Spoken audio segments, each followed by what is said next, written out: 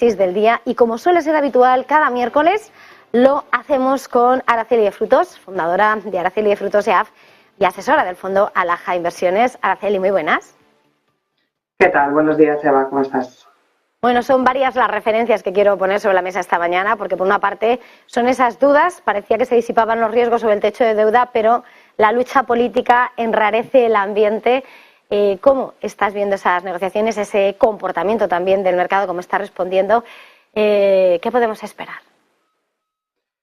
Sí, bueno, pues el techo de deuda, como dices, bueno, pues parecía, ¿no?, que los mercados, bueno, sí que esperaban que hubiera un acuerdo y parecía que cuando se publicara ese acuerdo los mercados de renta variable pues lo iban a tomar con buena sintonía. No obstante, bueno, pues parece que los mercados no se fían y aún vamos a tener que esperar a hoy miércoles que se prevé que se apruebe en el Congreso y el viernes que se prevé que se apruebe en el Senado.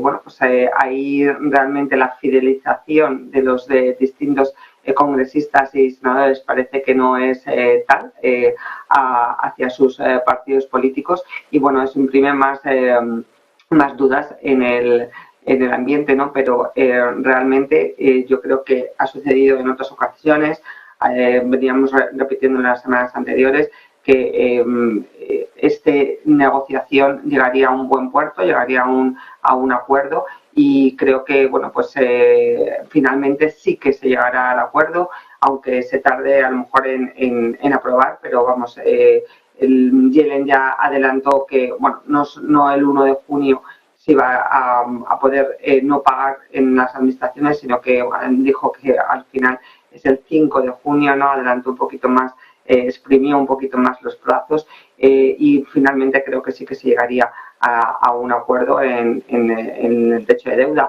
No obstante, bueno, pues ahí tenemos esa incertidumbre, ahí tenemos esos inversores que no se lo creen. El lunes nos pilló con el mercado cerrado en Estados Unidos, martes no se digirió ese acuerdo y esa expectativa de subidas de renta variables y aún nos tienen, por así decirlo, en un hilo, ¿no?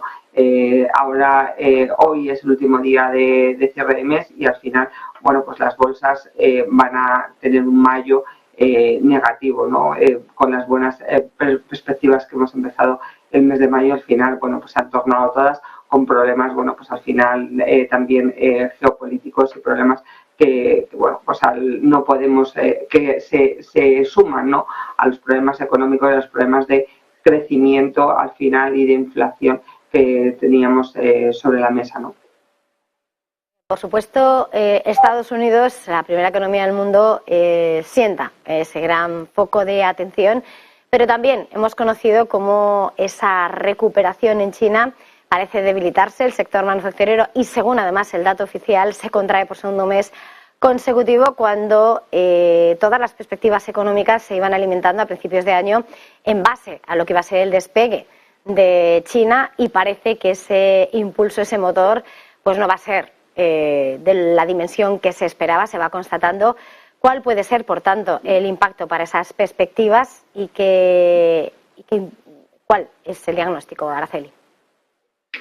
Sí, efectivamente, uno de los factores en los que bueno, nos apoyábamos este año, ¿no?, para, por así decirlo, evitar la tan temida recesión y decir que únicamente íbamos a tener un soft landing, un aterrizaje suave del crecimiento por estas políticas monetarias contractivas que estábamos sufriendo en el Banco Central Europeo y la Reserva Federal, es un poco el empuje, ¿no?, de China y la apertura de esa economía después de los meses que llevaba cerrada por tema COVID, ¿no? Se está demostrando que bueno, pues que ese empuje no era tal.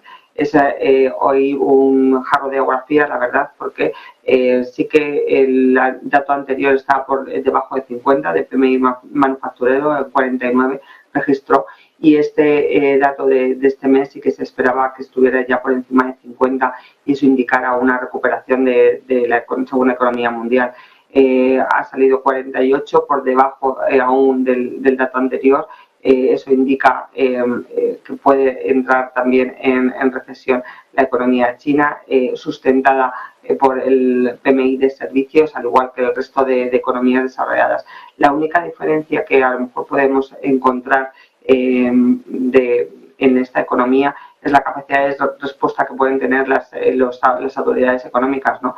Recordemos que China se halla en un momento de política monetaria distinto al de las economías de nuestro entorno y en Estados Unidos, ya que ahí tiene más músculo, ¿no?, para bajar tipos de interés. No se encuentra en una fase de subidas de tipos de interés, sino de estimular la economía, y ahí podríamos encontrar que el Banco chino estimulase la economía bajando tipos de interés, ¿no? No obstante, bueno, pues una reacción negativa del mercado, la verdad es que ese soplo, ¿no?, de positividad que podíamos tener para evitar, como decimos, la recesión global y ese foco de atención que teníamos puesto en la economía china, pues parece languidecerse, y bueno, pues tenemos otra preocupación en el ambiente, ¿no? Pero ya te digo que esperemos la actuación de las autoridades económicas, ya que tienen más manga ancha para actuar que lo que viene siendo en Europa o en Estados Unidos. Uh-huh. En este contexto, y como señalabas, en medio además de las incertidumbres económicas, la mirada puesta en la demanda, estamos viendo todas las tensiones que se están viviendo en torno al mercado del petróleo. Estamos viendo esos retrocesos en las últimas jornadas. Estamos viendo ahora mismo ese West Texas en $69,11, ese Brent en 73,36. Y no deja, ¿no?, de rondar los ecos de esas voces de la OPEP Plus, que su objetivo es la estabilidad del mercado y, por lo tanto, de los precios. No sé, tal y como se están viviendo esas presiones este fin de semana, ya hay reunión de la OPEP Plus. ¿Cuál es la expectativa y cómo interpretas el movimiento que se está registrando en el mercado del crudo?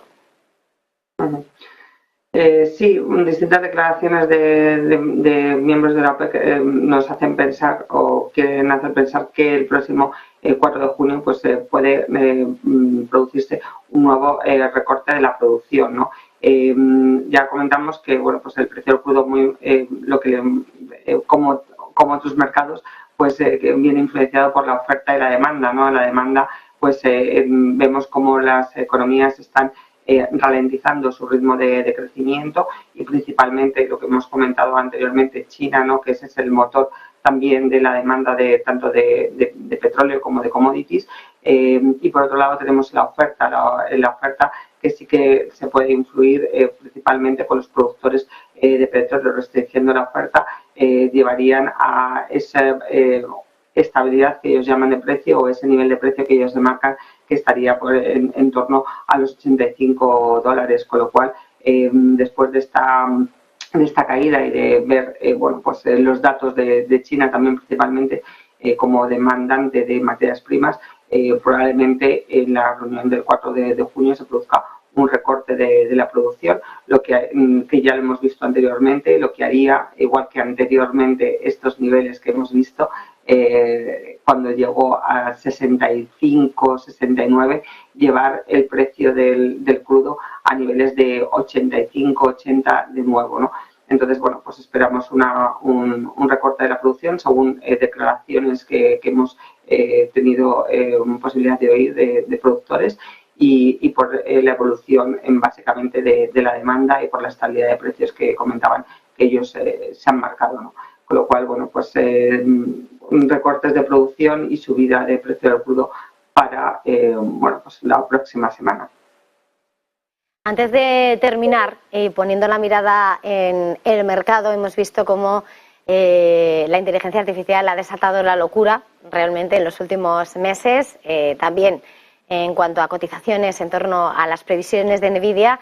Y en las últimas horas, y un mes después de que ya un grupo de expertos, de directivos, con Elon Musk entre ellos, están firmando una carta en la que están advirtiendo de la necesidad de regular esta tecnología, esta IA generativa, por el riesgo de extinción y por, dicen, todo lo que puede traer, que podría equipararse, dice que debería legislarse como si fuera una pandemia o una guerra nuclear.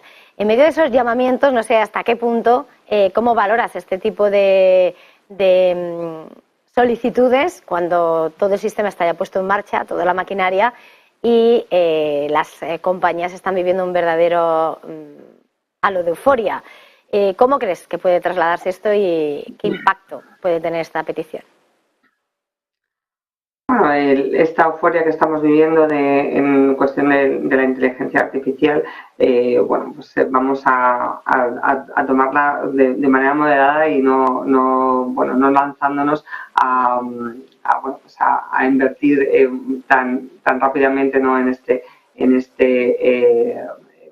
subsector de la tecnología, ¿no? Así que hay que tenerlo muy en cuenta, porque recordemos también el furor que hubo con el metaverso, y ahora el metaverso pues no sabemos dónde está, ¿no? En el metaverso a lo mejor.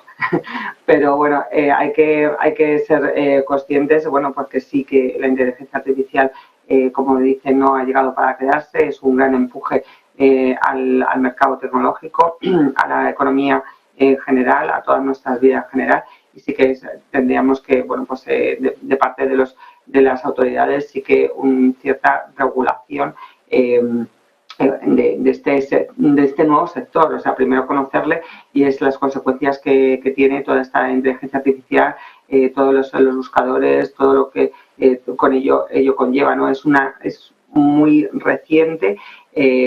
Tampoco vamos bueno, pues a ponernos un poco la venda antes de la herida, y tampoco vamos a ser tan dramáticos, ¿no?, como a lo mejor estos firmantes, ¿no?, y del manifiesto. Pero sí que tenemos un nuevo subsector dentro de la tecnología, que sí que parece que tiene bueno, pues bastante empuje, bastante desarrollo, y bueno, pues habría que tratar de regularlo de cara, bueno, pues a posibles implicaciones futuras, ¿no? Pero bueno, digamos que no vamos a ser negativos con esta nueva subsector que en desarrollo de la inteligencia artificial en el sector tecnológico. El sector tecnológico, por otro lado, que siempre decimos, ¿no?, que hay que mantenerlo en carteras, porque forma parte, es un sector transversal, y que forma parte también de distintos sectores que tenemos en la economía, con lo cual, bueno, una nueva vía de desarrollo que encontramos en los mercados. Pues muchísimas gracias, como siempre, por este madrugón, por este tiempo de análisis. Araceli de Frutos, fundadora de Araceli de Frutos EAF y asesora del fondo Alaja Inversiones. Ha sido un verdadero placer, como siempre. Feliz jornada, feliz negocio. Muchísimas gracias a vosotros, Eva. Feliz negocio. Y nosotros, antes de irnos a publicidad, tenemos que hacer